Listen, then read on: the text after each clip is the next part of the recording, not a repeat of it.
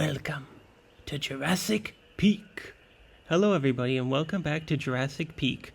We are on episode 8 of our 10-part series. In the last episode we made the aviary area, and as I said, I did do some extra decoration after the video was finished, which was in the form of these power poles surrounding the aviary area. I think it really ties the area together very well and offers a little bit of depth to it. So I think it's pretty cool having these wires suspended. I think it really adds to the feeling. The aviary, that was a special episode, but today we are working on the next episode, which is going to be, Carno Crescent. This particular area is going to be mainly carnivores. In fact, I think it's all carnivores. But I'm not going to the peak. The peak is Feather Peak. As I said previously, that was the plan. So it's going to be an interesting episode. Now, it's not a short one. An hour and 48 minutes is pretty long. This episode offered a lot of challenges because we're working with some very serious elevation gain. And, a lot of things in Jurassic World Evolution 2 require flat surfaces. So it was a trick to get everything to work well. But in the end, I'd say we really managed it. Just like previously, I used the brush to paint the elevation change areas, so it really helps know where things need to go. Especially the road, making the road go up. Well, because this is such a great departure from the previous two episodes, being the lagoon and the aviary, I think we are ready, though, for going back to making enclosures, proper enclosures. It was a nice break having the lagoon and the aviary because it takes away a lot of the work when it comes to decorating. It's all pretty enclosed. But here we are going back to the roots, the basics. It is a matter of, how much do we want to terraform? How much do we want to use of the mountain peak in order to make space for Carno Crest? And I would say that it does work out well.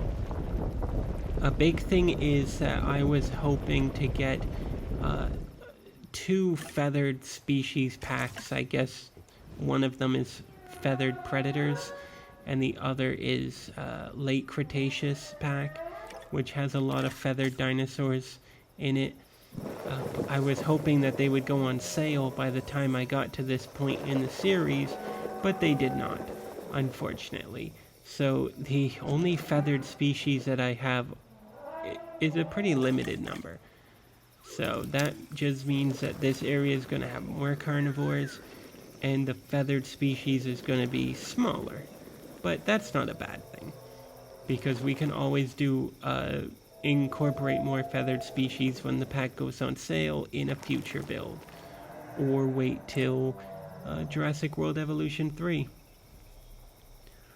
So here I am just terraforming, trying to get it right. I want, of course, the guests to have less space here and the dinosaurs to have more space because we are very pressed for space in this particular part of the park. This is really the hardest part of the park to build in because of all these elevation gains and the mountain change.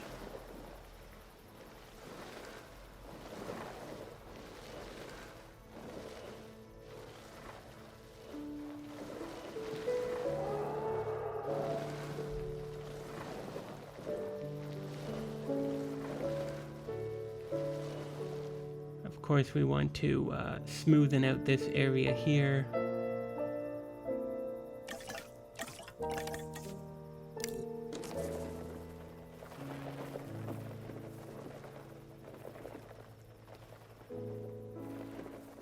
Now, I'll definitely be having to thank you, my viewers and subscribers.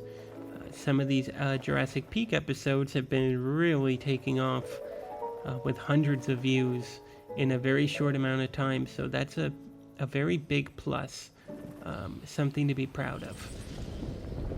If you do like the Jurassic Peak content, then please do consider liking and subscribing.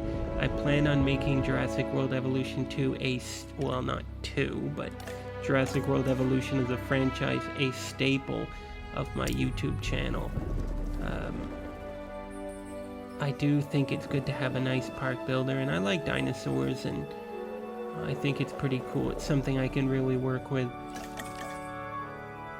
If you're interested in something like Planet Zoo or Planet Coaster, because I am on console, I'm playing on a PlayStation 5, I'm a little bit limited when it comes to just how great of a park you can make on console. There are limitations with the controller and everything.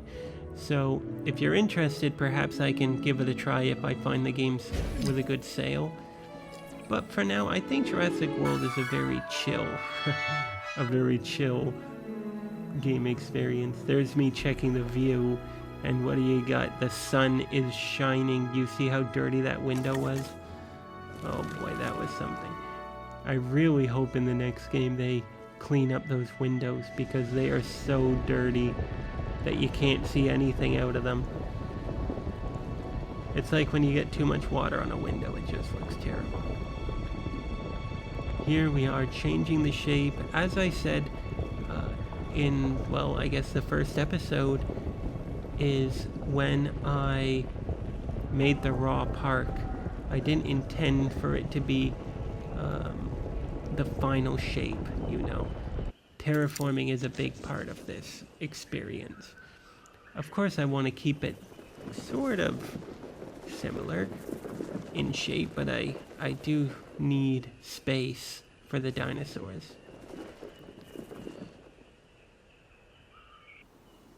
In total, we're working with a number of species for this particular episode. And generally, carnivores do not like to cohabitate with others, so that means that we have to work with these limitations.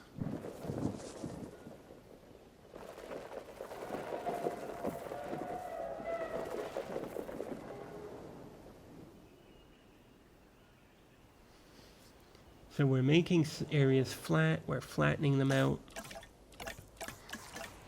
but we're still trying to maintain the elevation changes. This particular episode, there's a lot of changes that I do part way through, and I think though it really does work out for the best, because I don't want every area of the park to be cut and paste. You know, the same idea in different areas. I do want to experiment and try new things. And I think you're really going to like what you see. Here we're just painting on the rock texture. That tells me also where the elevation changes are. It's very handy. Here we have it over here. Just a rough painting. But this will be really good to have an enclosure right next to the park. And to make things easier, we just get rid of all the trees in the enclosure so that I can see them really easily. I know where each enclosure is from looking at a distance, and that will help me keep count. So we have another one here. This one is a sloped enclosure, so the dinosaurs are going to be on a slope.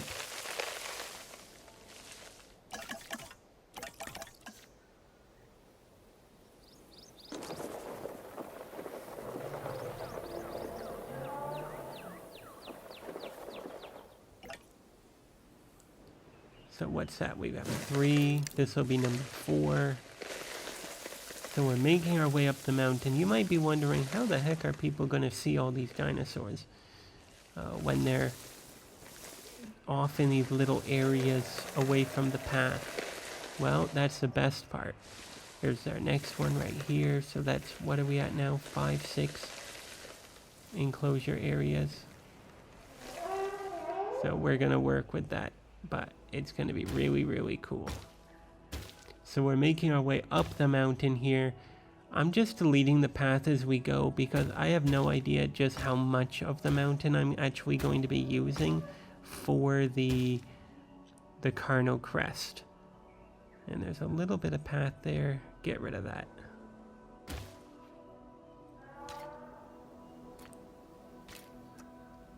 And like I say in other episodes, I use the medium path as the main path, and then the small path as the branching path, and the red path as the detail path. So that adds some color and depth to the path work I do. I did turn on carnivore feeding as well in a previous episode for the lagoon because I did want to see the carnivores eat. And it is the same in here, but this is an episode when I start to get warnings about dinosaurs at low health, which you'll probably see a few times in this episode. It's pretty annoying, but what can you do, right? Here we're just making another area, another enclosure.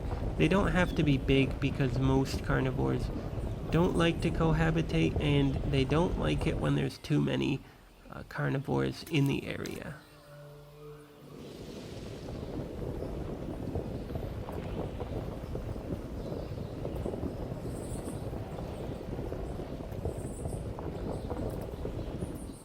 So this is actually going to be the final enclosure area I'm working on here of the episode, I believe.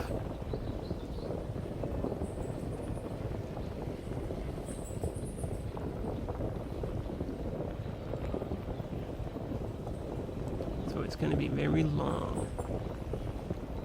But I have a pretty cool idea. So we're nearly at the end of the series. This is, of course, episode 8. I know I just said that. Episode 9 will be the final build episode. And episode 10 will be the park tour. That will be the grand finale. I highly recommend everybody who has any interest in the series to watch that. That, in my mind, is the most important episode. Some people, they like to see the park build, and I can respect that very much. But some people, of course, they don't want to spend, I don't even know how long I've been on it, 10 hours or more on watching a park being built. You know, they want to see it happen a lot quicker. They just want to see one video to show off a cool park and then move on to the next thing, which I also totally respect because time is valuable. You know, people don't want to spend 10 hours on it. You know, like, it happens. You know, there's different kind of viewers, right? So I do want people to be happy in both of these situations. You know, my park building, the 9 episodes, and the park tour, the 1 episode. So anyway, though, you're going to really love it. If you like the park build, then you're going to love the park tour when everything comes together. It's really cool.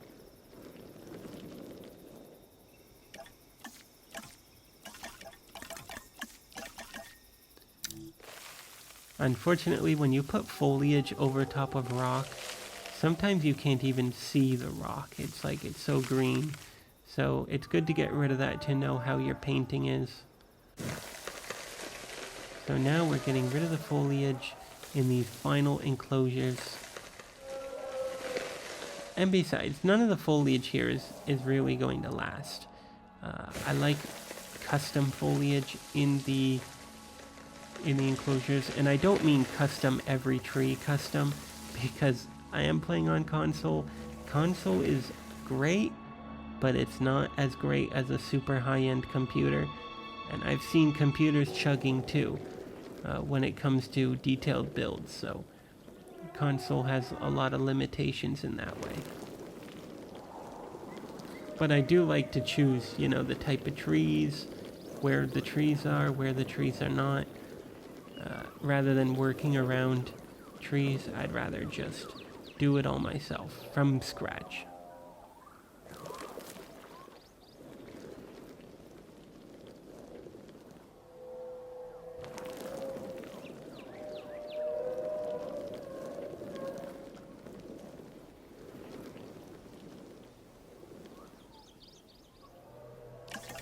I did have a commenter on another video asking if I do more like action and RPG games.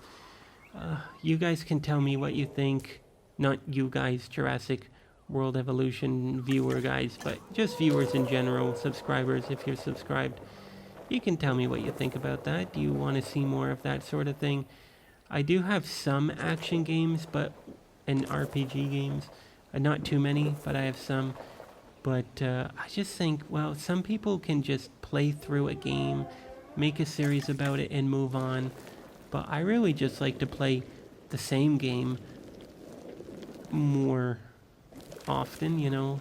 I like to play games that have a lot more, I don't know what you'd call it, options or flexibility in game style.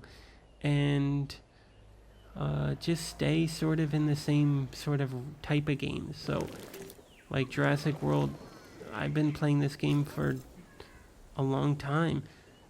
Just this map. I've been playing this map longer than it takes to beat a lot of games. So, what do you guys prefer? Do you want to see some other sort of stuff? But I guess ultimately it's up to me as well. Am I able to? Because I was playing Roadcraft. There's still Roadcraft episodes coming out, but the series is losing interest. The game is pretty linear, so I just don't really feel I don't really feel like, oh, I'm having a great time filming everything, because, I mean, it's just a pretty standard game experience. There's not much interaction with the fans, the viewers, the subscribers, or the game itself. It's just playing, which is great. I know a lot of people can do it, but I'm more of a person who likes to, I don't know, have more viewer interactions with game experiences and have more flexibility in gameplay style. And that's more than just flexibility in stealth versus run and gun, you know. Here we're just getting this first enclosure. This enclosure is going around this little mountain. I do believe I changed these fences, the ones that, yeah, here we go. The fences that are facing the path, I want you to be able to see through them better.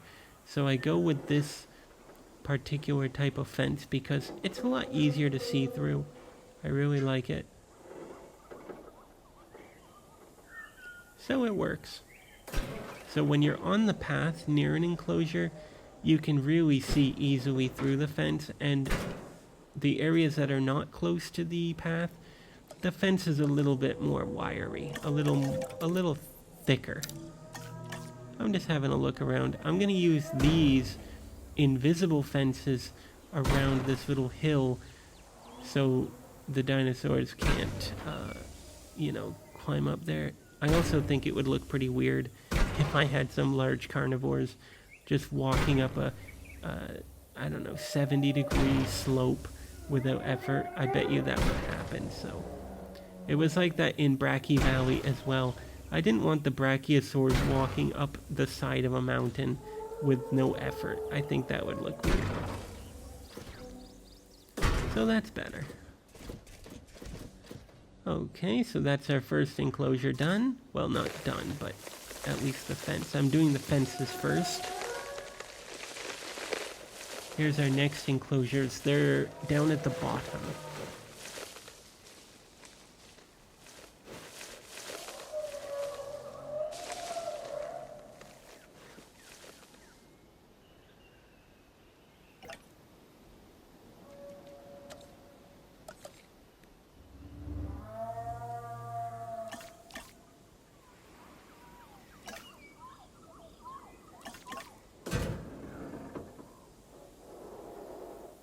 So like I said earlier, I don't want that to be near the path. So we're going to start over here and go around the back, and then we're going to switch to a different fence type. The fences don't have to be pretty. I mean, it's not like anyone's going to see it back here, except for you, of course, my wonderful viewers who are getting this drone view experience. So you get to see all the flaws of my park, but regular people coming to the park, they won't know any of this. These are like the little secrets. You get the VIP tour. Okay, let's switch to the, switch to the other type. We don't want it to continue. No, not that wall. Don't tell me I use this one. Yeah, that's better. I sometimes forget pretty quick about what sort of fence I use, so I get worried. Like, oh no, that one sucks. Don't tell me I did it. But no, good. It is good to rewatch these videos when I'm narrating, because then I can actually see what I missed, what I did wrong, and I can go back and fix it. Here we're just extending this out, so we need to redo the fence. And why did we extend it out? Because I decided we are going to switch to these observation towers. They're really cool, and I think that it really helps make this area different from other areas.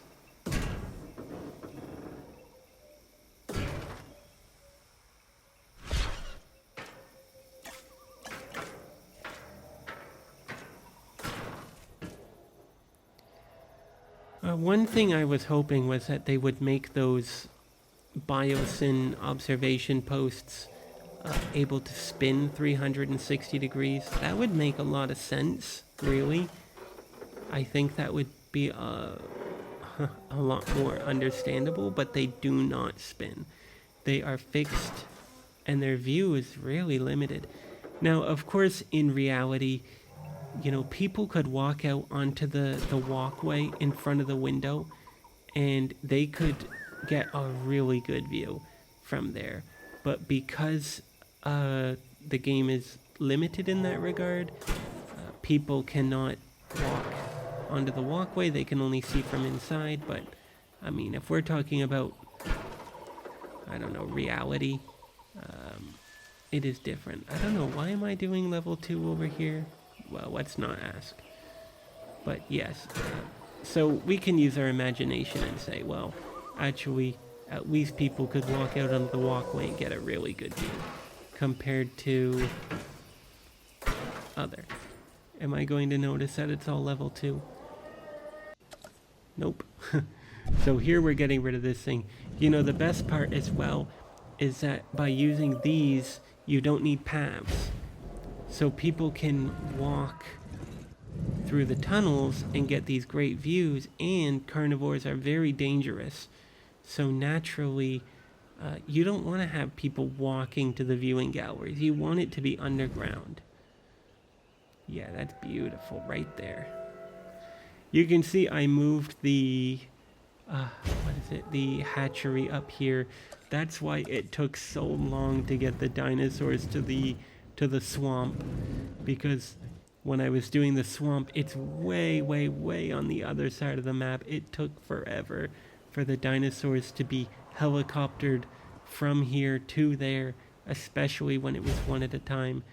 It was an absolute long wait. That's probably where half the time of this build series was. Here, I'm just having a look, like, where should I put it? But I got the most brilliant idea. Put it on top of the hill. That's perfect. Turn it, obviously. So it's not going to get the best view here, but that's okay.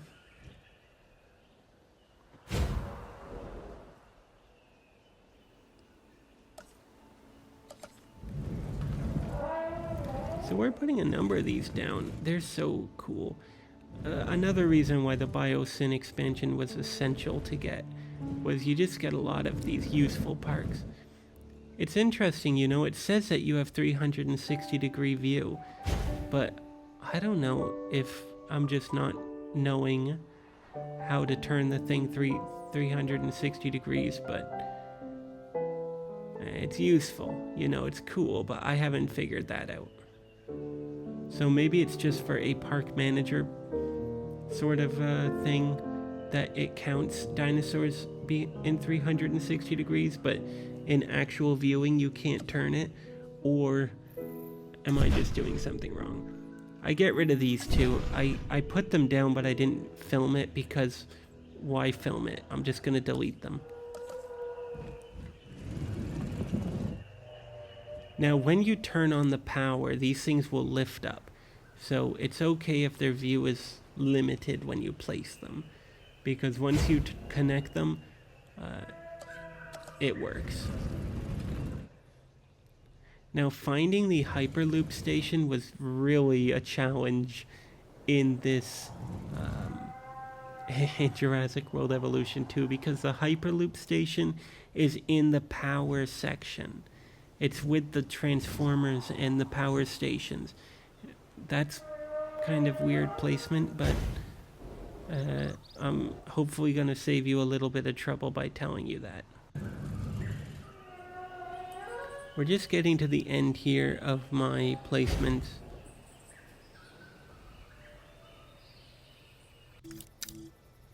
Yep, I think that's probably almost done. So with that in mind, I can give this enclosure a little more space.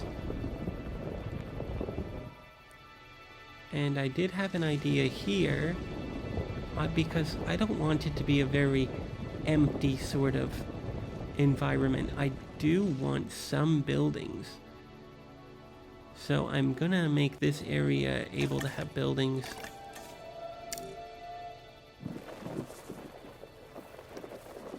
Even if it's just, you know, like one or two. Because I do want to add some life to the enclosure. Here I'm painting the side of a mountain with grass. That's a big no-no.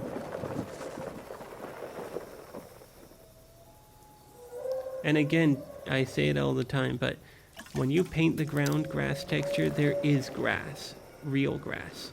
So don't think like you need to have tall grass for your visitors, because the tall grass is 6 to 8 feet tall. But when you paint the ground, there's actually reasonable sized grass for a person. So go into ground view, you can see it. It's perfect for visitor areas. You don't need to make your visitor areas overgrown to feel like there's grass and texture. But in my June park tour video I did a couple months ago now, or a month ago, I made that mistake where I thought I need to have grass texture, and it looked terrible. It looked like, it didn't look terrible, but it did not look good. Here we're going to get rid of some of these foliage on the side. You know, it's Jurassic Peak. So here, this building has a Hyperloop. It looks pretty cool too. So I put it in, I can connect all the Hyperloops together. But you're gonna see something later. It's a pretty cool time lapse. Yep, connect. Watch what happens. Look at this. Look at this. Look at the frame rate. It's like 5 frames per second, because this building is an employee building. So it's loading my park with employees. So my frame rate is absolutely terrible. And I know it's because my park is gigantic too. It's, well, not gigantic, but it's pretty big. And so my park needs a lot of employees. Well, it's killing my frame rate. So we're gonna get rid of this building. It's a very cool building, and maybe if I let my park fill up with people, the frame rate might go back to normal. but I really don't have the patience to wait and see. So we're actually going to change it to a hydropower hub, which essentially is a hyperloop station without the employees. So this keeps the frame rate good without worrying about having all those employees enter the park. It's really your best option in that regard. Look at them all. They're still streaming into the park. Well, they get a VIP experience. So now we're doing some more fencing. This is going to be a longer experience because I have a lot of fences to do.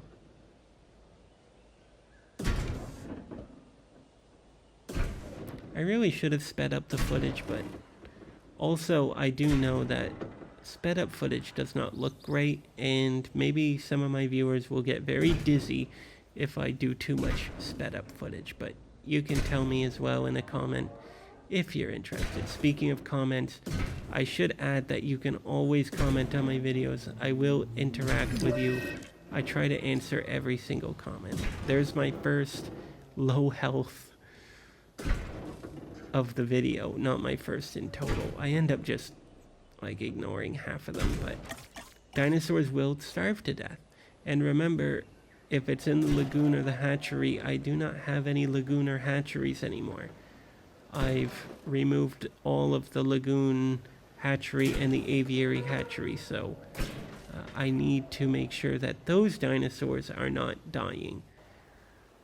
And like magic, it's gone. Isn't that amazing? Well, I'll tell you my little trick, I guess. Not really a trick. But if you save and exit, and then you go back into your save file, the dinosaurs will get unstuck. Most of the issues are with flying dinosaurs.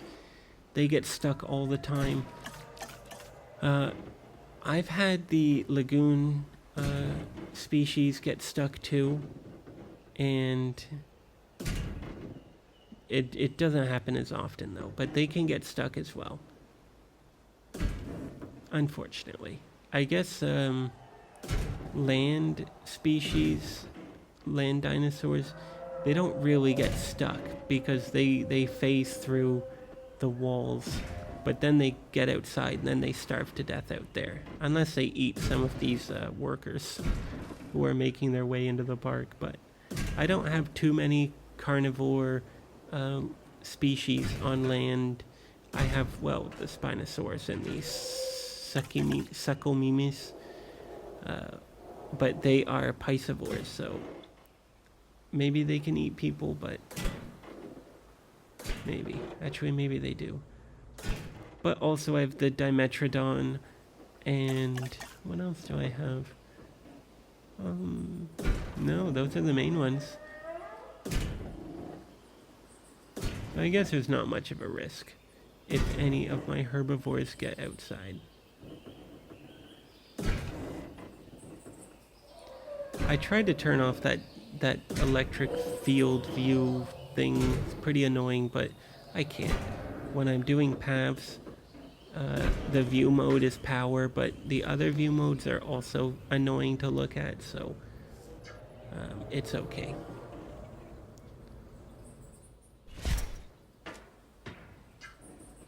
Because that Hyperloop station is also, I believe, a power station.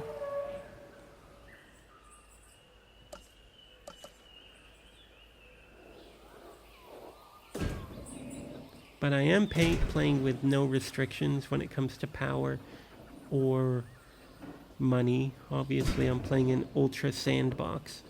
The only thing that offers any sort of consideration is actually just carnivore feeding. So yeah, I'm a super chill, easy mode player. But the game offers a lot. I mean, there's other players who are going to give you the challenge mode experience and the Chaos Theory experience, and I'm just going to give you the Sandbox mode experience with unlimited money. Really, it's just about the creativity that I care about. So everything unlocked. Thankfully, the Jurassic World Evolution 2 allows you to use all the dinosaurs in the game immediately without needing to beat challenges or Chaos Theory, because that would be annoying. I think that's how they originally did it, and they fixed it, I think. I could be wrong, but at least that seems to have been a problem. Even though we're away from the guests, I want this to be looking good, so nice curves. Am I adding another? Yeah, I'm adding another. That's good. And add it to the Hyperloop. So we're gonna have to redo that fence. And look at what happens when they're connected to the Hyperloop. They raise up. So that's pretty cool. And then the walkway comes down. And maybe it is a bit dangerous to be standing in front of the window because you could fall off really easy. Well, is it a walkway? It sort of creates a net. So maybe, you know when you go to the top of a big tower in the world and they hook you up with some safety cords and they let you hang off the side of the tower? Maybe it's like that. They hook you up to the tower and then you hang off the side. I'm doing another Hyperloop here. I think that it's just easier for the guests. Even though the guests have no needs, I just think, well, maybe you want to enter the Hyperloop from this direction so you don't have to climb up the mountain to go to the only Hyperloop station. At least here you can do it differently. I'm making another plaza here, which is good. I think, can we go one episode without making a plaza? I don't think so. But I do something different because there's so many cafes and stuff here. You know, we can have a lot of plaza, a lot of seating here. And it's great because people can see the Bracky Valley from the viewing gallery up on this ledge here. And they can enter the Hyperloop station and go and see some carnivores. So there's a lot of options.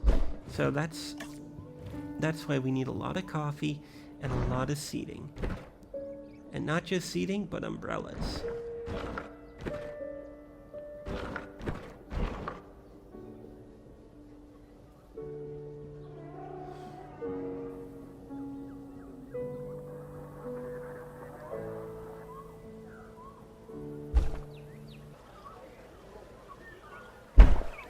Now we're going with another fountain here. Everybody loves fountains. And of course we need our seats.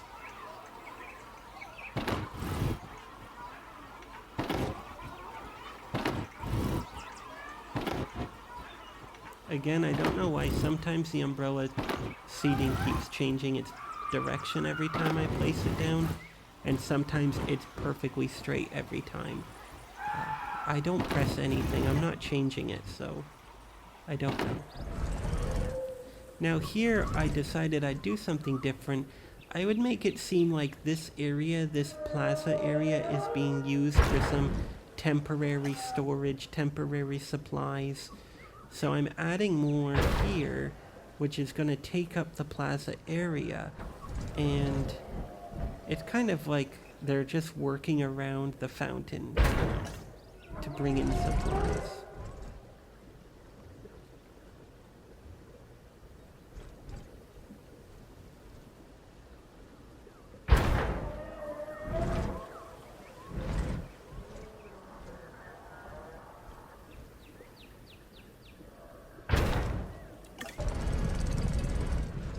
So we need our crane, of course, here. And in order to really make it feel like, well, what we said, that they're using it for storage, they've pushed all of the tables to the side to make space. So I put all them there. We have a temporary generator here, which I'm pretty sure I use. Yep. So that makes it look at least a little different. And that's what we were talking about in a previous video, is if you're making a giant park and you feel like you're bored with the decoration, you're making all the decorations look the same and you're wondering, what can I do to make it feel better? Well, that's definitely one option, is to just have some little stories, some little changes that make an area feel different. So here we have this temporary loading and unloading of material and supplies.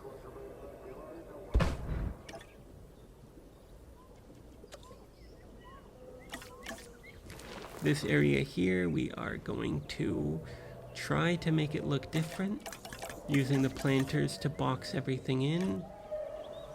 I wish the remove foliage brush was smaller by maybe 1 or 2 points, because it's way too big. It's like, why is the smallest foliage brush the size of a medium foliage brush? I mean, the smallest removal of foliage removal brush. Why is it the size of a medium foliage brush? I don't like it. I think that they should be the same size, so you can do more finely tuned foliage. I'm making a bit of a rock garden here. I think I put in some trees. I just want it to look good, look special. So this is sort of like a controlled area, but I'm just trying to see what works. Ultimately though, I want something to appear. I want something to be growing here.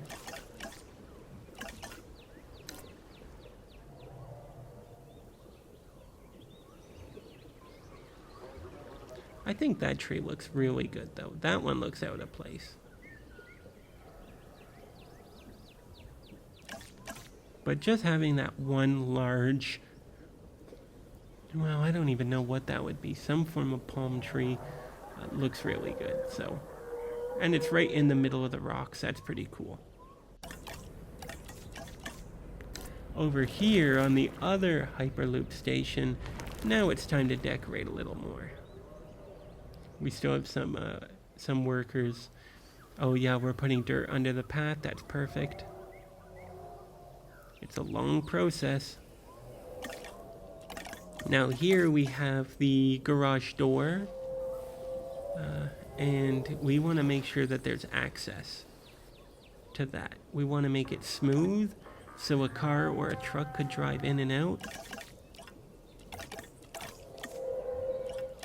But also we want options for decoration. So here we're putting in a dirt driveway sort of thing. Looks good.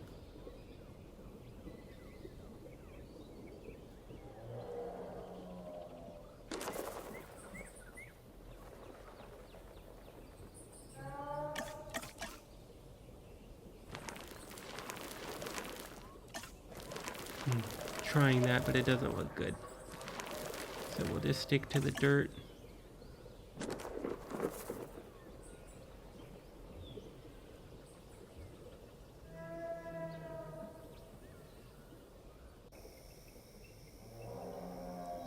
Okay, considering decorations need to be flat. I don't use that biosyn tree decoration too much, so I think it's nice to put here, but we don't want to affect the elevation changes too much. We want to make sure that it's still pretty reasonable. Yep, that looks good.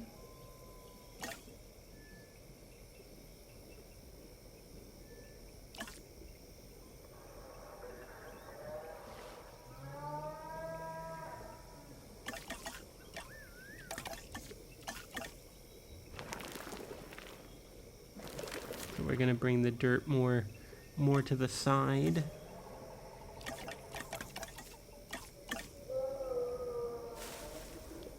Now for foliage, we end up redoing the foliage here. a few times. I'm going with these weird palms that we did at the bottom for that hyperloop, and they look great and all, but they just don't fit the aesthetic of this area.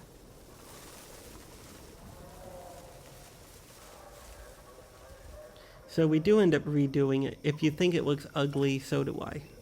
And that's why we change it.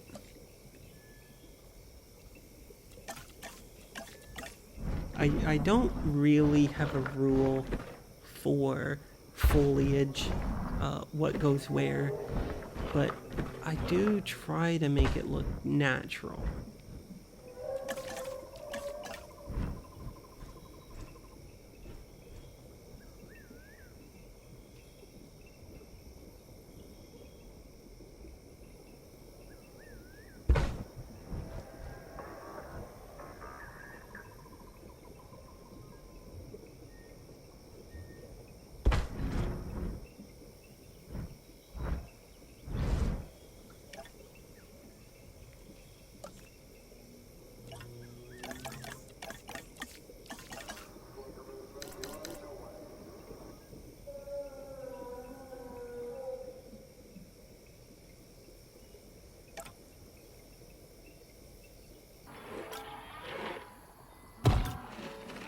So now we're getting into rock placement. This is a very important part of making a park and for my episodes, but I have to speed up the footage because I put down so many rocks. I think I put down pretty much the same type of rock everywhere, but I'm afraid I forget. Here we're just trying some different trees. Of course we have my tried and tested palm tree brush, which looks great in other parts of the map, but I just think, again, it doesn't really fit.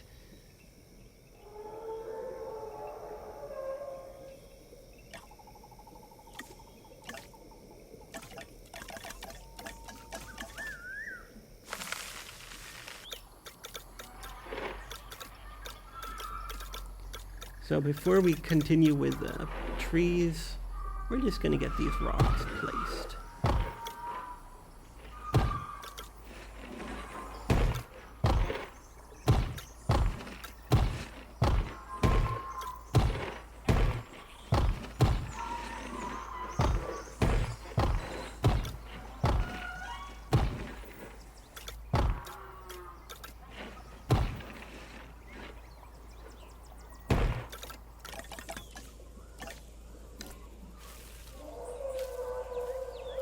So again with the palm trees, it doesn't stay like that. I don't like it.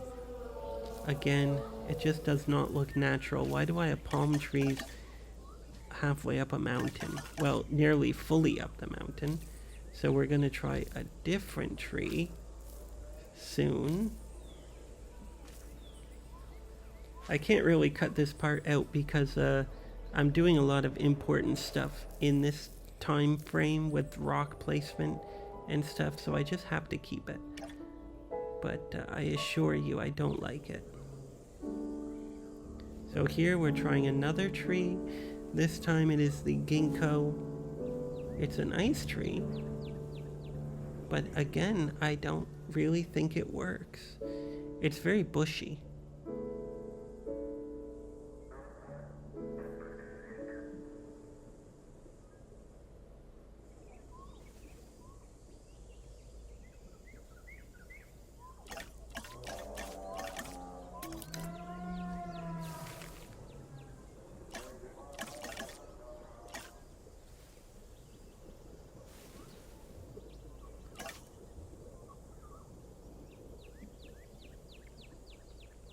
So here we put down a seed plant. Now we're gonna try seed plants.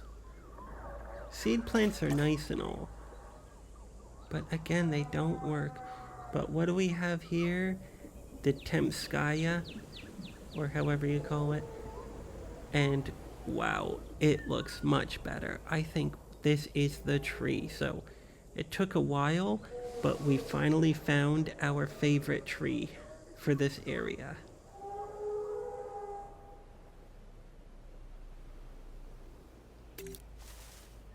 I think it's not very bushy, but I just think it looks so much better.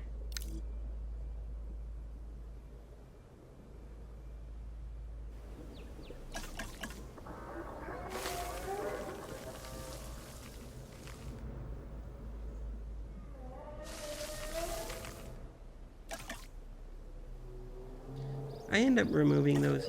The main thing is that you shouldn't have trees underneath an observation platform that can raise and lower, because that's weird. Why would you do that? So I'd keep that area clean. You just have to.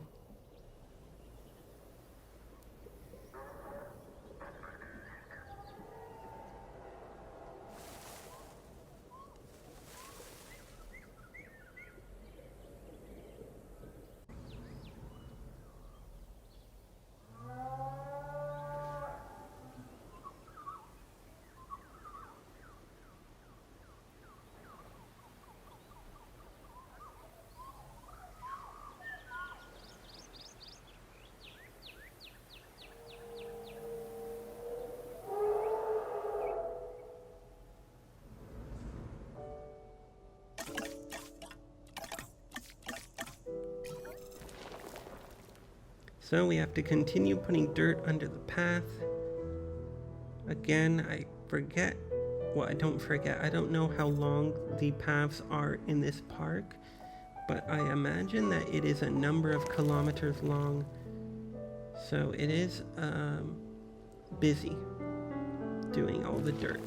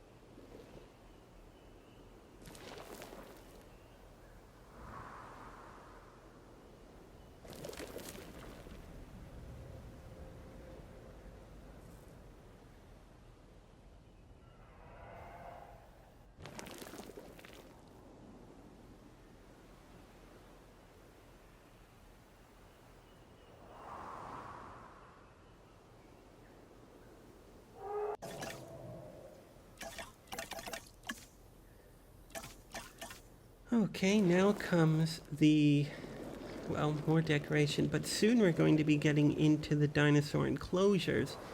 We have to decorate them with water, with food, and with foliage, and dirt.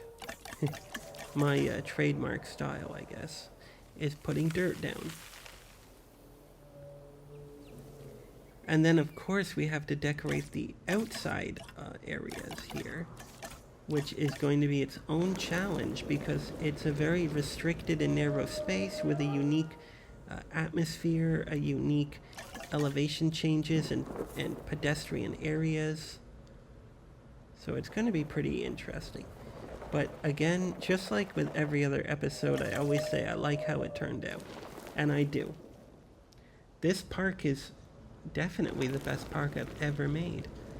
That's not saying much because I've only made like 10 parks in total on PlayStation 4 and PlayStation 5 combined. So, but I do think this is a great way to start my YouTube career, I guess you could say, my YouTube time. And hopefully you agree.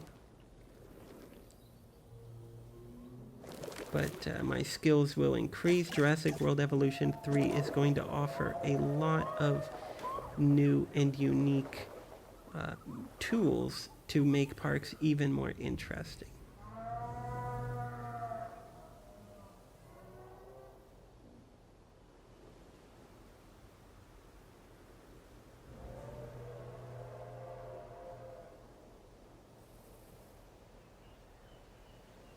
I have people coming in. Every time I start the map, I have to close the park, or else the park will be chugging like crazy. It'll be even worse than when I put that administrative building in and all the employees were coming out. It's like worse than that. So I have to close the park immediately when I start a game, like a session. But no matter how quickly I do, there's always 50 guests who enter the park. So you might actually see them in plain clothes just wandering around. But I don't think there's a way to stop those 50 guests from entering.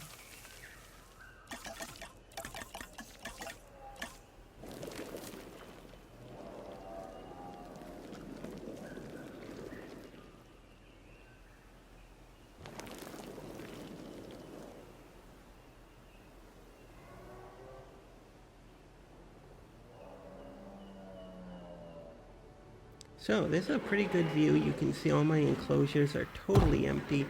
Here we have more rock placement.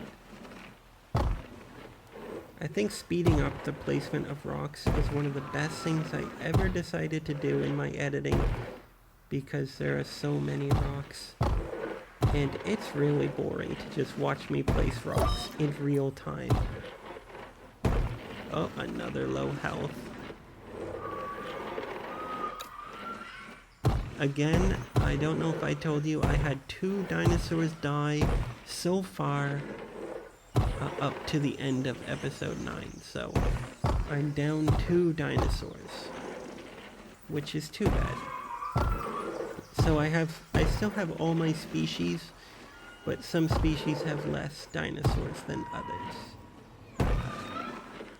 But that is the price you pay when you turn on feeding. I know I should have just turned it off and just turned it on for the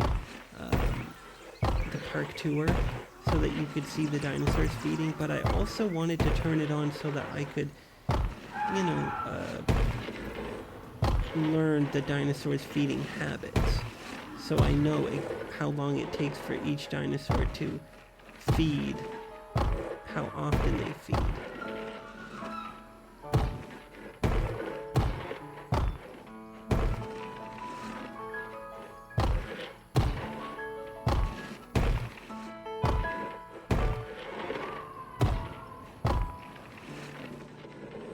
Wow, look at all those rocks.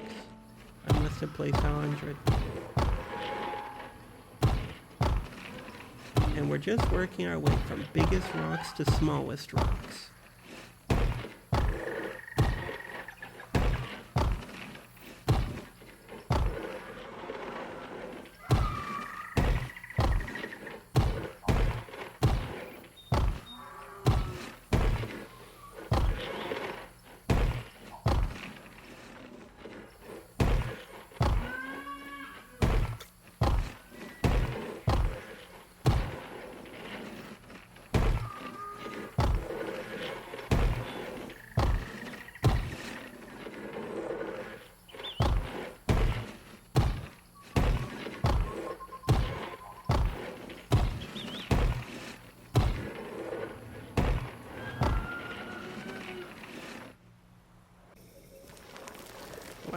So glad I fast forwarded that. Adding a bit of dirt here just to sort of feel how it is. You can't really tell that there's dirt underneath, but it's just a change, I guess. A little bit of dirt here and there. I don't think that will ever become a main thing for me unless I really want to go deep into detailing, but underneath the foliage you can't even really tell that there's any dirt, so I don't know what to say. I'm just trying it out.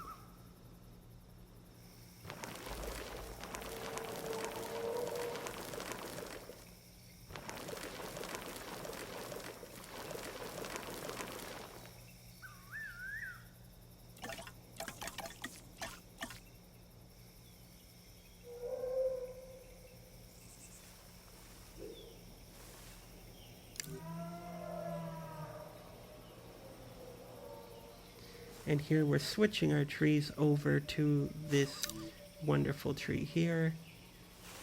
This is a really good tree to have. The other best tree in this environment is that other pine tree looking one that has the light green, I don't even know what they are, bristles, branches. Those ones also look pretty good in this environment. The seed plants are just, well, the tree looks okay, but the the other part, the weird other one with all those palm leaves hanging off, I don't think it looks as good.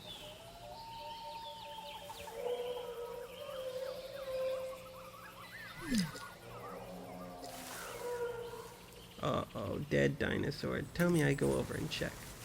Tell me I show it to you. I got so into it that I forgot to save and exit and restart. I probably save and exited and restarted 3 times. Am I going to show you what it is? No. I think I went over and I checked and I didn't film it. And then I just come back and decorate some more. Because the dinosaurs have perfect health, a dead dinosaur won't do anything. And it was in the aviary. So I can't even get it out that I know of. I don't think there's a way to get it out without having a hatchery in the aviary. So I just went back to decorating. Like, oh well, who cares? I guess it's RIP. R.I.P. to that little buddy. He will be remembered. The only dinosaur... Well, no, actually, I had another dinosaur die. Never mind. R.I.P. to both of them.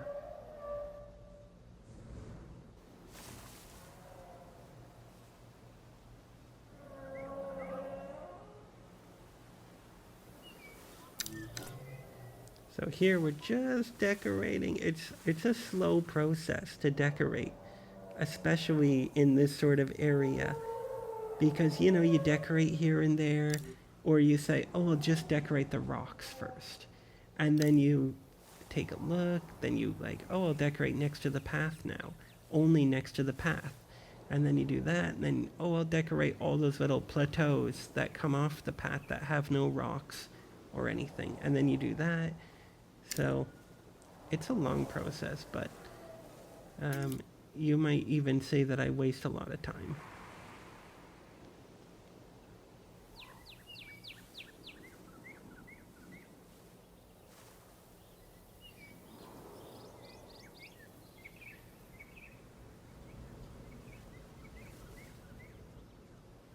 I just don't want to miss anything.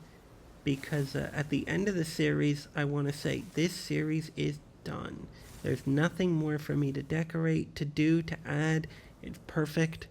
And then I move on. And I can visit this park when I feel like it, but there's nothing more to do. So I just want to make sure that every area of the park is decorated fully, that I'm not missing anything, I'm not feeling like there's anything lacking. So... just got to make sure that everything is how I want it to be.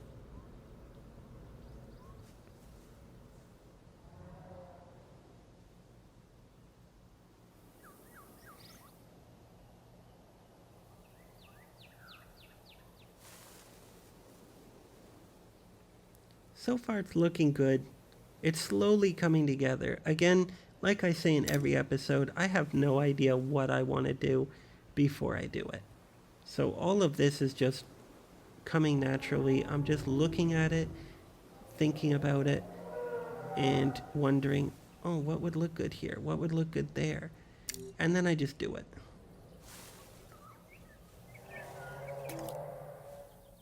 But there's no like pre-design. I sometimes do that.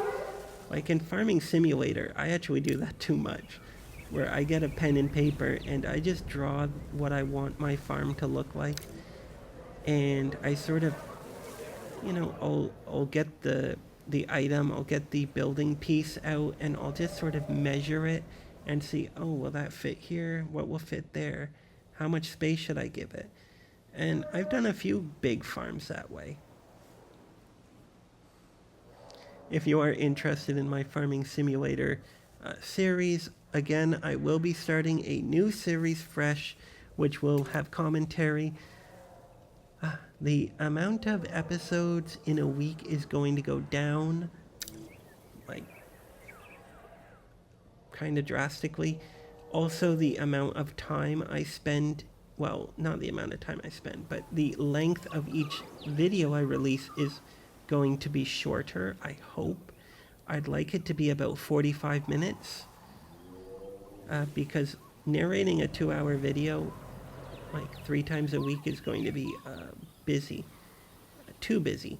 So I am going to do that. So there will be less videos a week, I think about 3, and the length of time for each video is going to be about 45 minutes.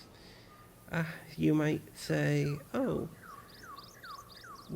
what series are you going to do? It's kind of limited because right now I have so many series going on. I have Jurassic Peak, I have Goat Simulator, I have Roadcraft, I have Farming Simulator, I have another series coming out which is Firefighting Simulator The Squad, which will be starting in early August, and it will go till 3 days before Ignite is released.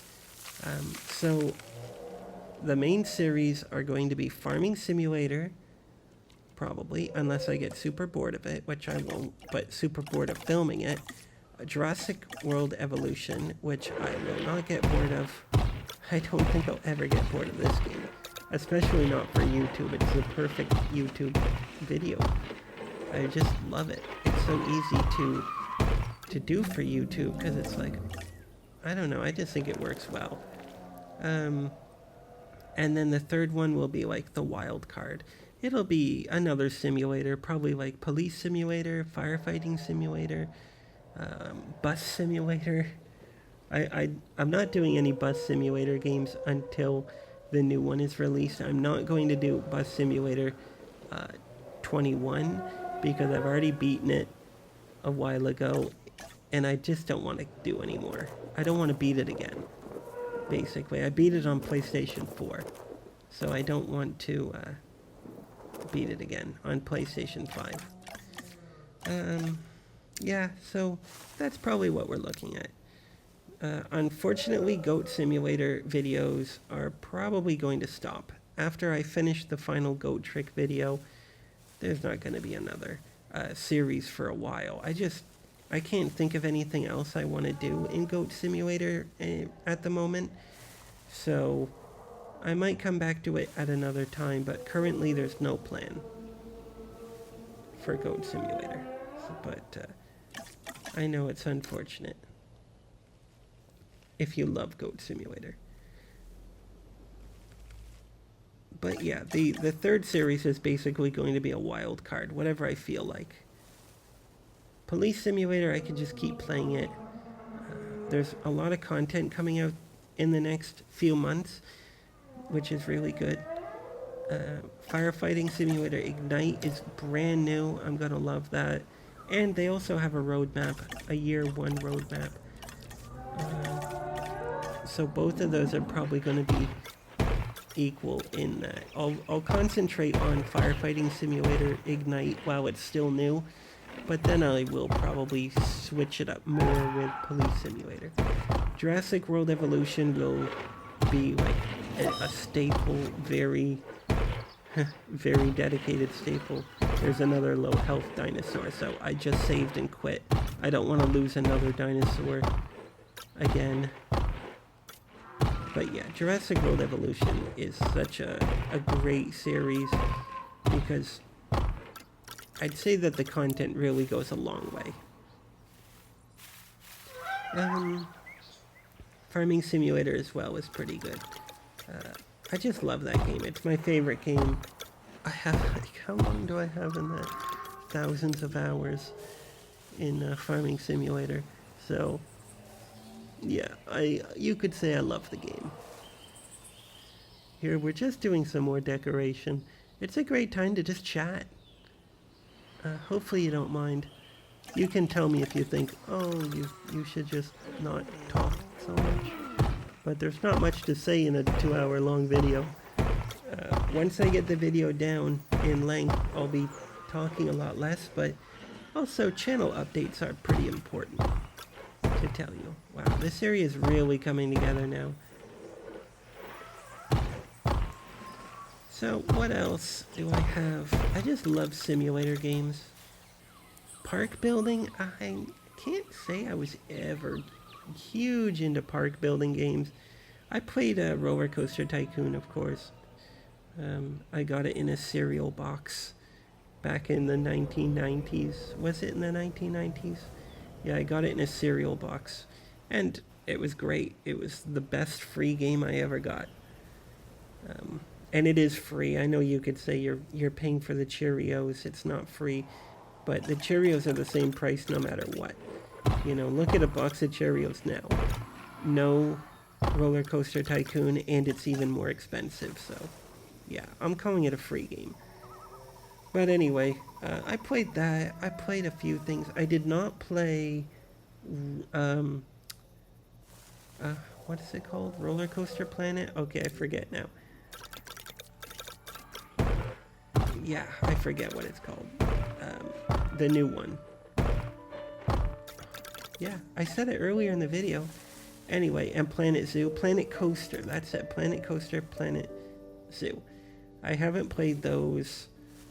I played Zoo Tycoon a long time ago, but I haven't played anything in a long time, so Jurassic World Evolution 2 might be the only park simulating game I have on PlayStation 5. I might have another, but I forget, which also shows that I don't play it. But it's really fun, so it's going to be a staple. I did not play the first one, but it's okay.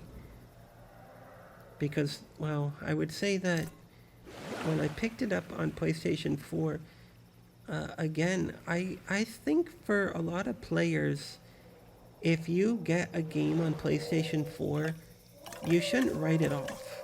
Because I played it on PlayStation 4, yeah, I liked it, it was pretty good, Jurassic World Evolution 2, but the game is so much better on PlayStation 5.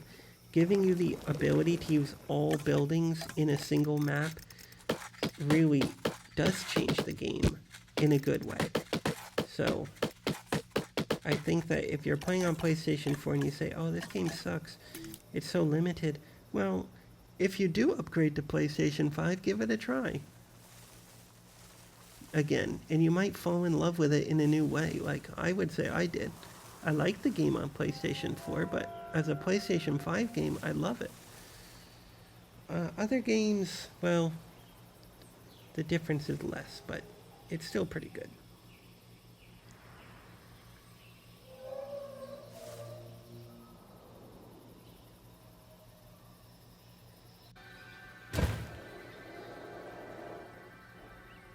Okay, we are starting the dinosaur enclosures.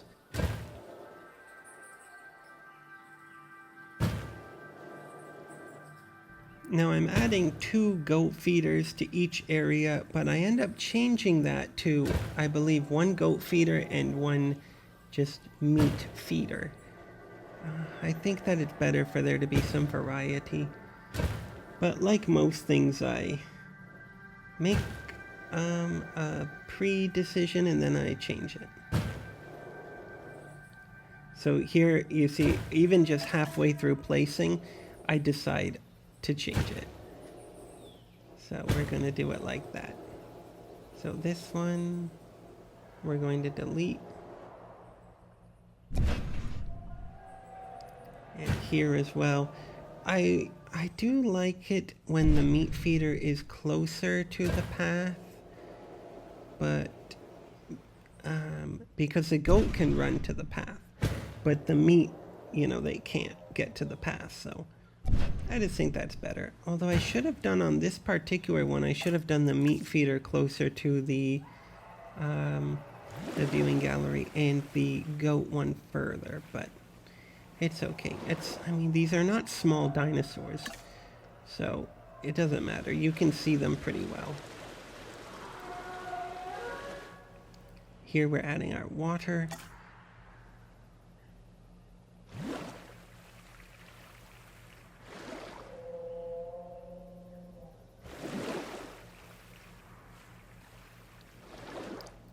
Just a little bit. It doesn't need to be much, especially for this one.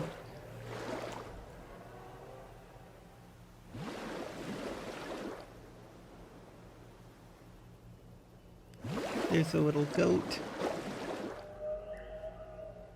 This area here, it's a bit difficult to get water in because water needs to be perfectly flat.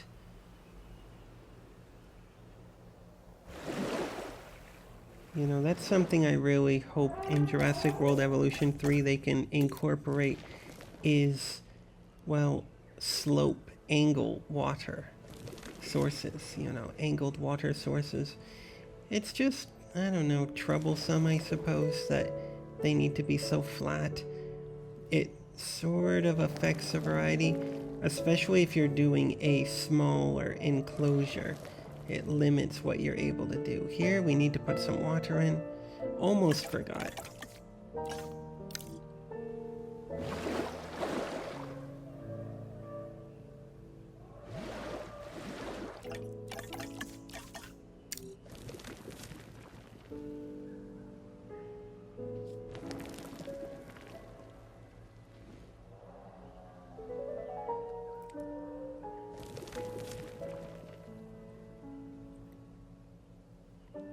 And like normal, we first paint the water sources with dirt and then we work from there.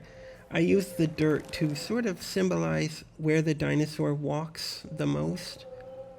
As they're walking, they're ripping up the grass, they're ripping up the ground. So to and from the water source, there will be some dirt.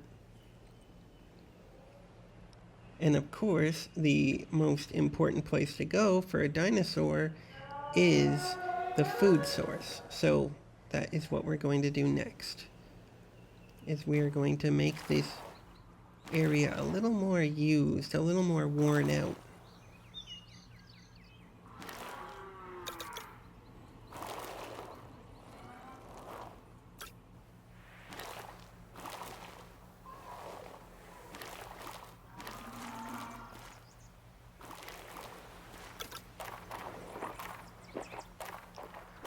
And again, you can get some pretty good detailing in using grass and dirt, mixing them up a bit. So here we're just getting it nice. So this episode released on Wednesday, episode 9 will be released on Sunday, and then the grand tour, the park tour, will be released next Wednesday. So in 1 week, you will be seeing the park tour, which is going to be pretty amazing. I can't wait. We're going to do like a walking view. I don't know how long the video is going to be. Maybe it'll be a bit longer, but a park tour, it's reasonable for it to be a bit longer. But build videos, well, maybe you don't want to see all the secrets of the build videos.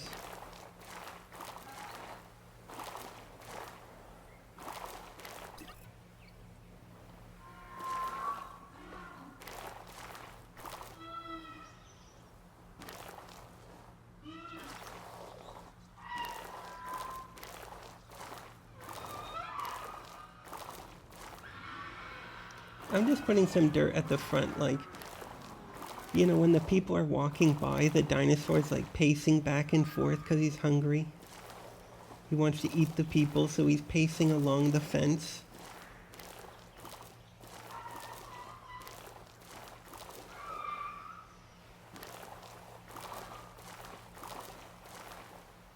This is a nice shape, I really like it, so we're gonna work with it. That looks good. Okay, now we are going to add our foliage. We still have to add our rocks to the enclosure. And as a general rule, I like to have one cluster of rocks at least in an enclosure.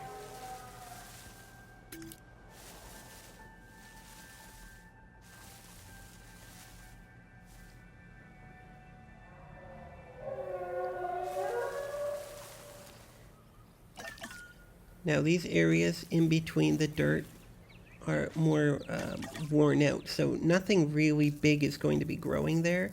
So I use a smaller foliage brush around the dirt to represent that the area is being worn out. And you can see the dinosaurs better.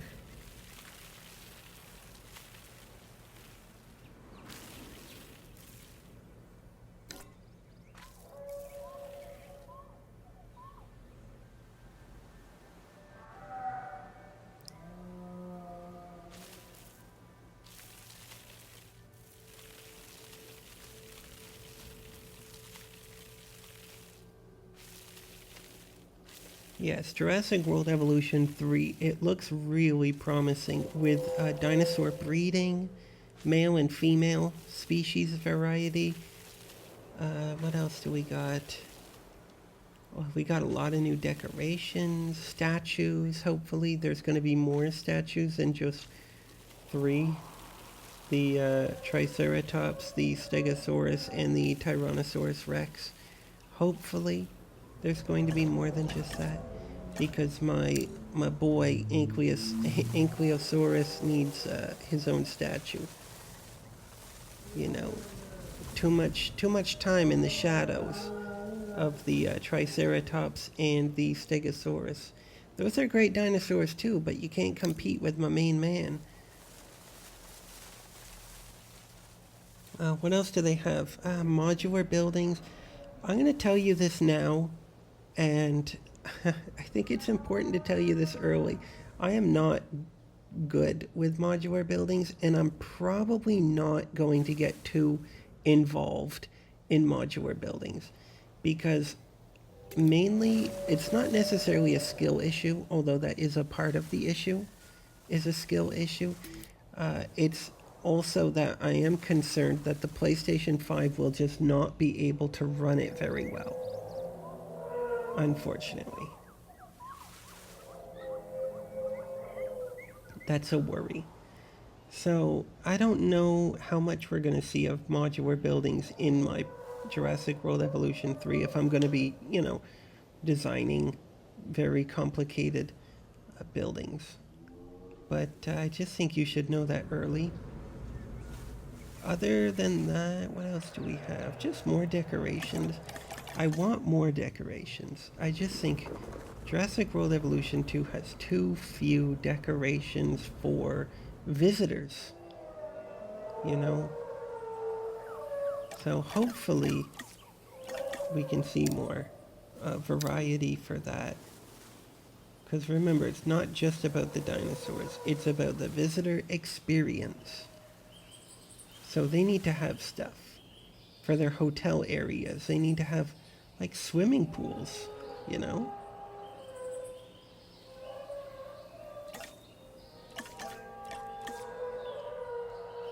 But it's going to be good. I can't wait.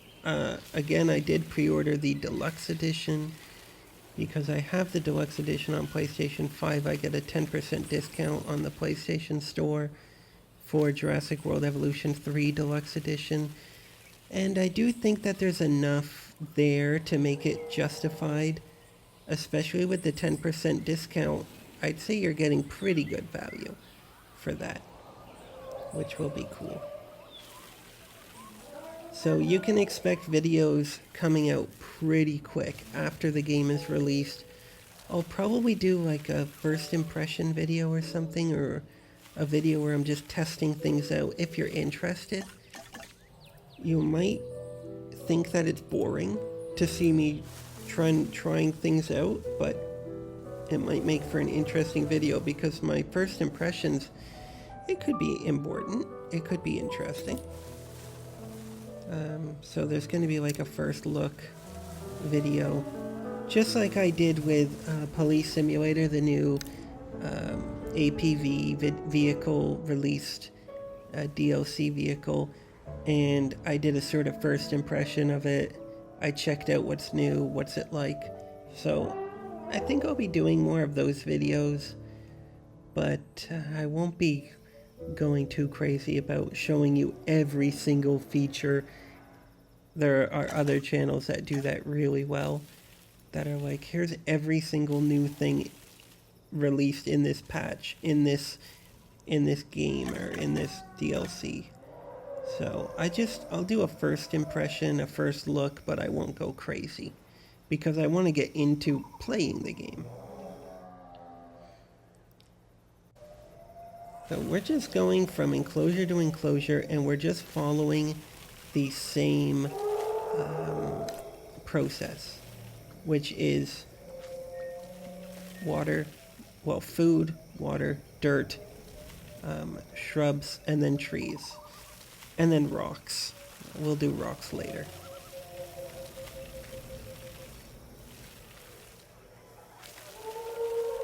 but it's very methodical.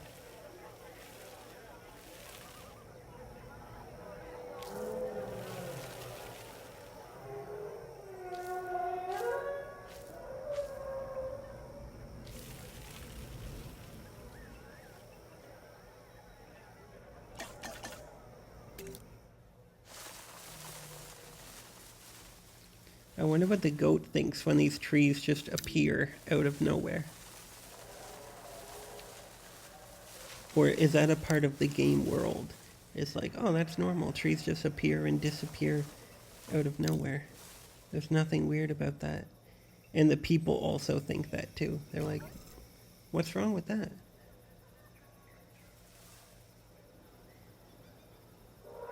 Because if it were me, I'd be like, what the heck is going on in there?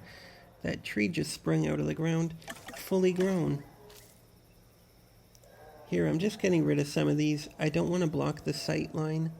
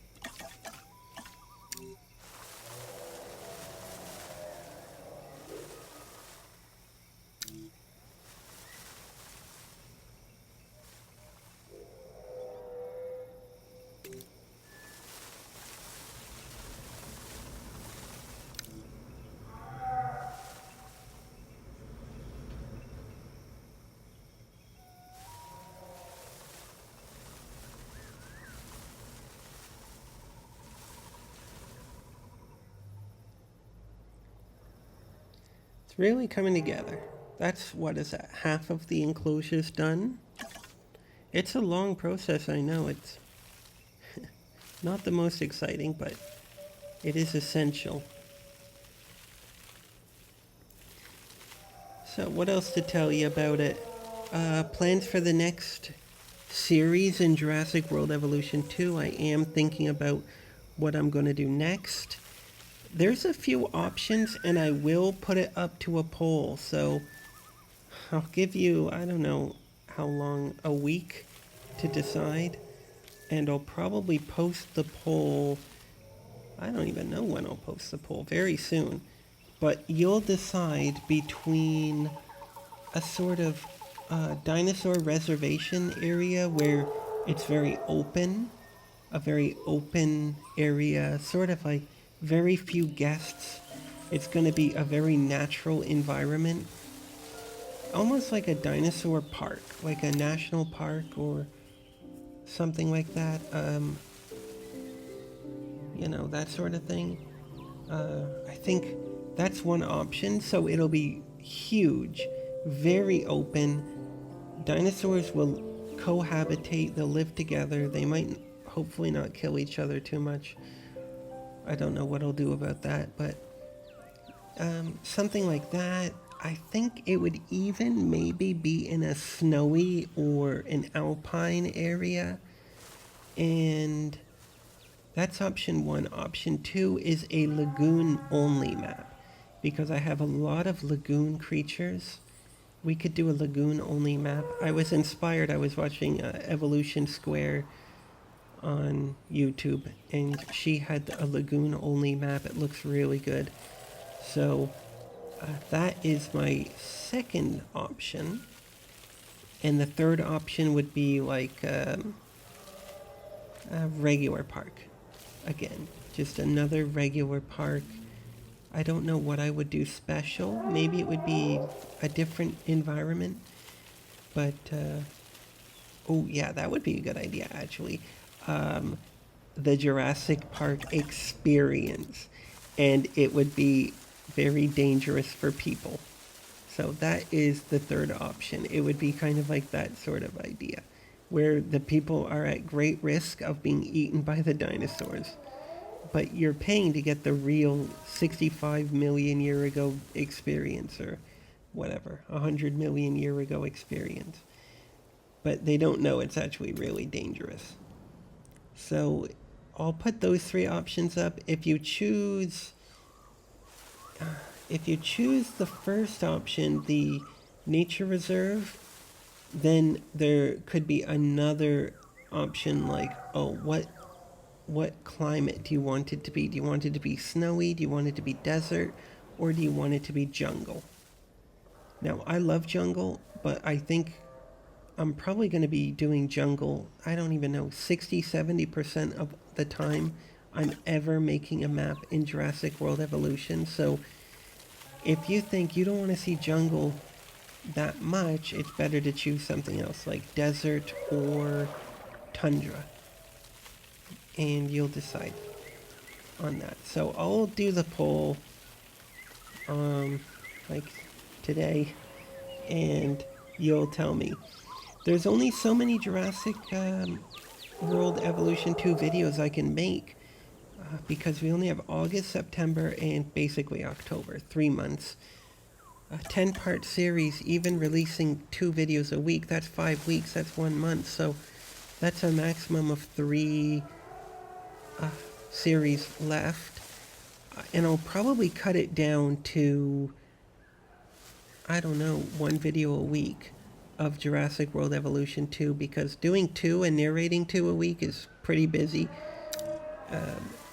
And I do want to, again, adjust to the new narration style of video format, which is more effort.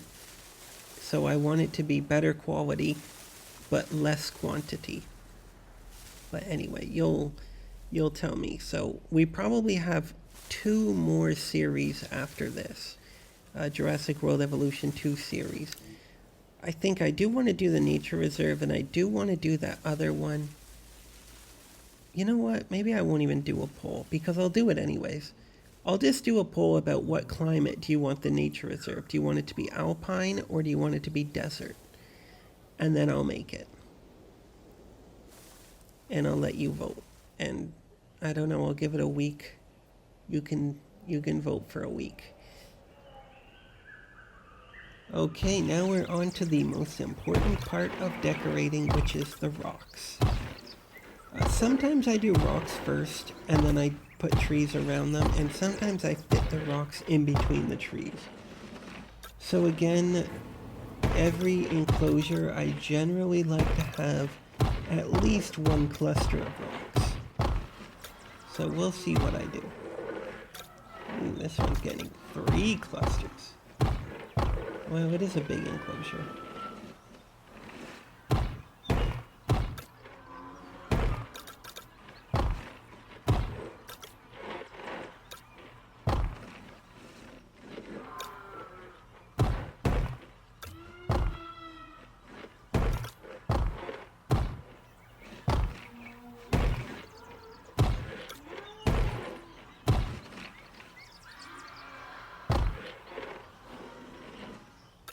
Okay, I don't know why I have so many people in the path. I think it must be because when I saved and exited and restarted because a dinosaur was low health, I must have forgot to close the park quickly, and then I have like 1,000 people come into the park, so that's probably why.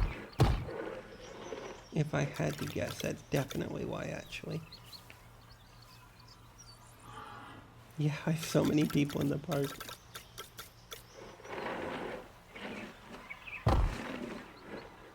I think when I do the park tour, I'm definitely going to make sure that I close it immediately.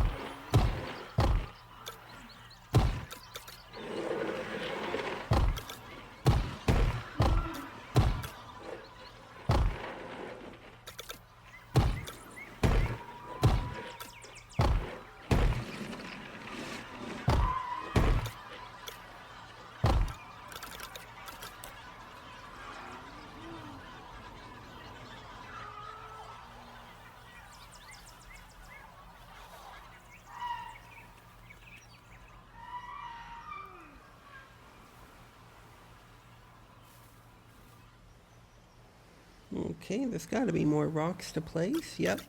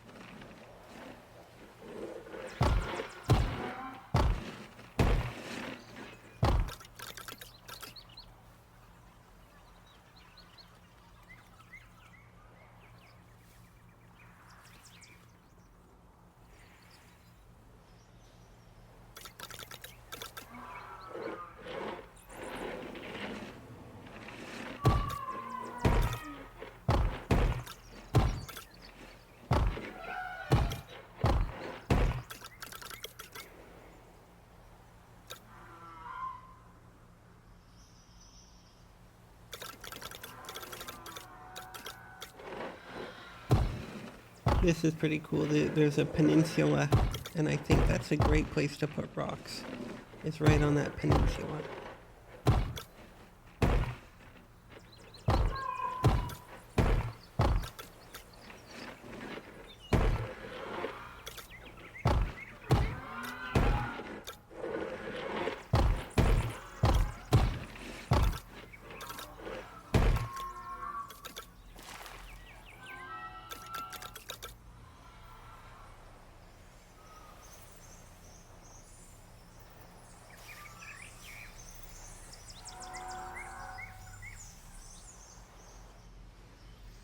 Okay, we're starting to get our dinosaurs in.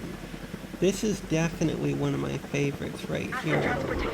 The Nice, Carnotaurus. You could recognize this predator immediately by the horns on its head, which give it a real rock and roll appearance. Those powerful legs can get this dinosaur moving as well, so probably best to stay out of its way. This dinosaur is so metal. I just like the look of it. I like the tiny little arms and the short, snubby face.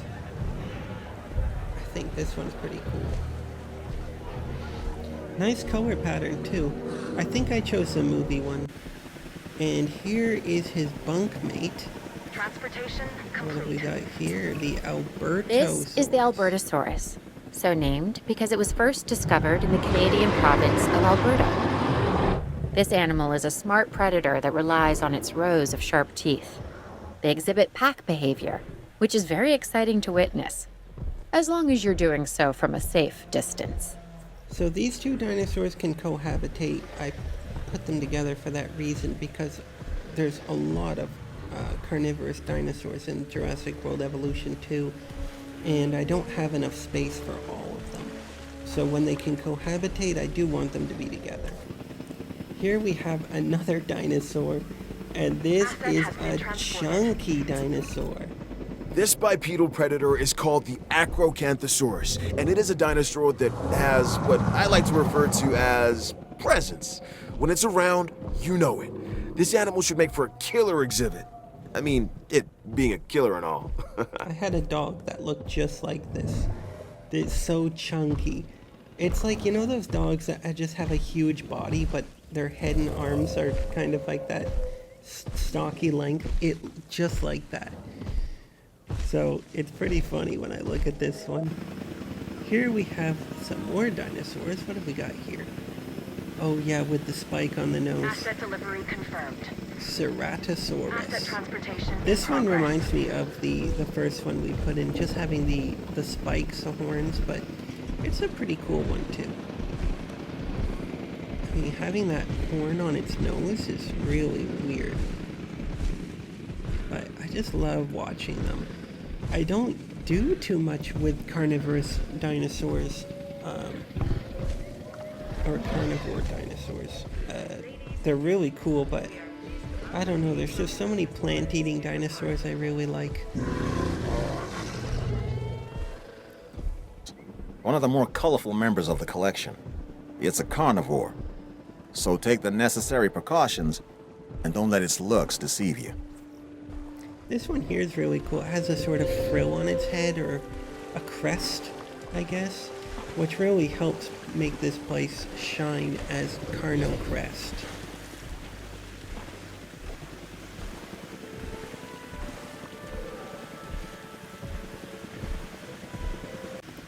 Here we have another one. This is right next to the path. Delivery complete. It's dinosaurs like this, the Majungasaurus, that can really be a handful. It's short, stocky, and lives for the hunt. This is also one of the only dinosaurs we know of that may have engaged in cannibalistic behavior.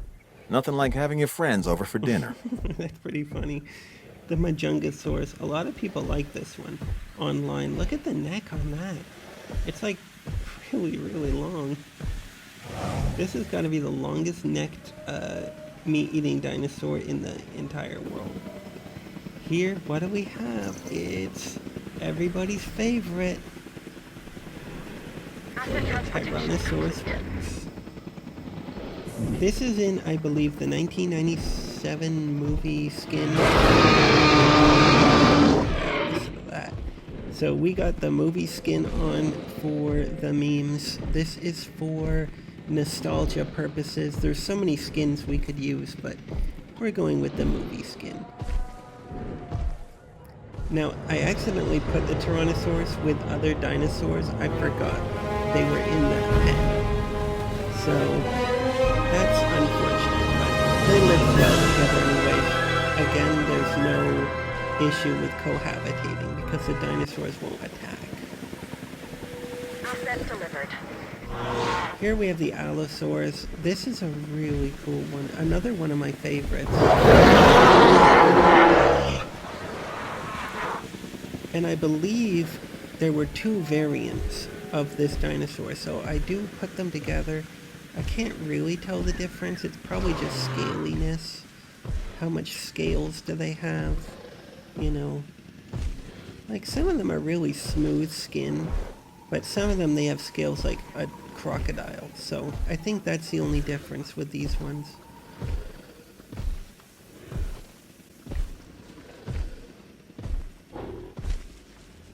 Yeah, here's the other Allosaurus. So Asset has been delivered. you see, it just has more scales. But other than that, it's pretty simple. Its back, it looks like a crocodile from the back.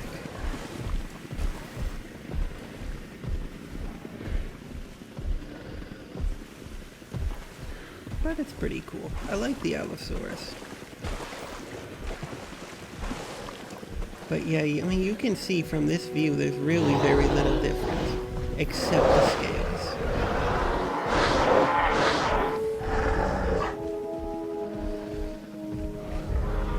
I do like that different variants react to each other. Asset has been Oh, transported. here's a special one. This one's small. Oh yeah, this is the Joker dinosaur. He's got the Joker marks on his Asset face. transportation underway. You know, want to know how I got these scars? So, I thought this was a pretty weird one. There he is, Joker. So we got the Jokersaurus here. No, that's not his name. But, I found that to be interesting. Again, when I'm playing, I don't know what the dinosaur will look like with different colors. So, I just have to guess. But sometimes it's just so hard. Here I put the feathered Tyrannosaurus Rex here. And you can see, well, he hardly has any feathers, but he still looks pretty good. Ultimately, though, I do end up moving him.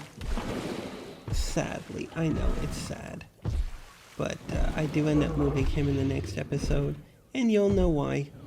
But we're getting to the end of our episode. It has been an incredible time with this one, Carno Crest. This was a great episode, but it offered a lot of challenges in decoration. But I hope you like what you saw. Here we have an overview, and I just think it turned out really well, especially with the viewing towers from Biosyn. I think it really turned out well. We will go over more detail about the park tour in the park tour episode 10, but like here we have our Joker dinosaurs. Are we gonna see him? Oh, there he is. He's eating. So we got our Joker dinosaur.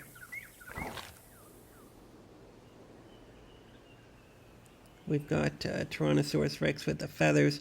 I put the two Tyrannosaurus Rexes next to each other, basically, so one on either side of the fence. I know I was jumping around a lot, so you might not know where all the dinosaurs are. Here's our movie Tyrannosaurus Rex with his cohabitants. Here's the Chunkysaurus. Here's our chunky pup. I'm telling you, it reminds me so much of my dog. Very cute, though. That's probably my favorite.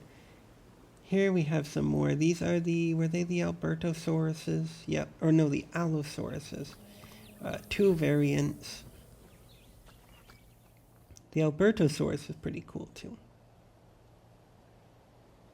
But in the park tour, we will be seeing what the view is like and everything. But I have to say thank you very much for watching this episode 8 of Jurassic Peak. And I'll see you in the next and final build episode of the series, episode 9. And until then, I'll say thank you very much, and we'll see you next time.